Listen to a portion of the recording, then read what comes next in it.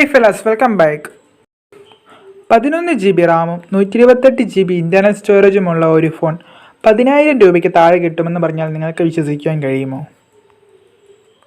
എന്നാൽ വിശ്വസിച്ചേ പറ്റൂ. ടെക്നോയാണ് അവരുടെ ഏറ്റവും പുതിയ ഫോണായ ടെക്നോ സ്പാർക്ക് 9 ഇപ്പോൾ ഇന്ത്യയിൽ ലോഞ്ച് ചെയ്തത്. ഇന്ത്യയിലെ 11GB റാമുമായി വരുന്ന 10,000 രൂപയ്ക്ക് താഴെയുള്ള ആദ്യത്തെ ഫോണാണ് ടെക്നോ സ്പാർക്ക് 9. ഇതിൻ്റെ കൂടുതൽ സ്പെസിഫിക്കേഷനുകൾ നമുക്ക് നോക്കാം. ടിയർ ഡ്രോപ്പ് നോച്ചുമായി വരുന്ന 6.6 ഇഞ്ചിൻ്റെ HD+ ഡിസ്പ്ലേ ആണ് ഈ ഫോണിന് വരുന്നത്. HD+ റെസൊല്യൂഷനോട് കൂടി വരുന്ന phone 90 Hz refresh rate support ചെയ്യുന്നു. കൂടാതെ 180 Hz ടച്ച് സാമ്പിളിംഗ് റേറ്റും ഈ ഫോണിൽ സപ്പോർട്ട് ചെയ്യുന്നുണ്ട്.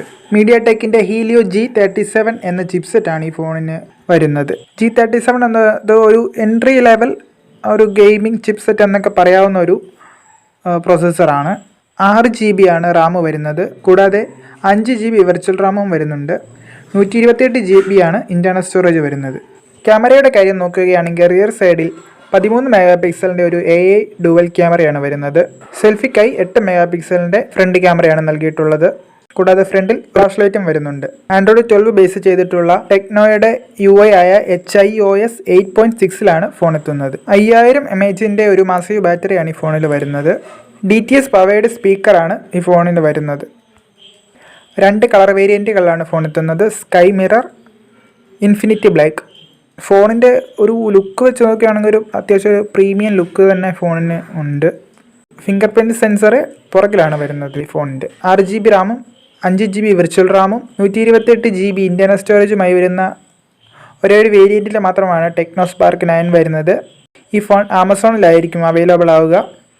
ജൂലൈ 23 മുതലാണ് ആമസോണിൽ വിൽപ്പനയ്ക്ക് എത്തുന്നത്.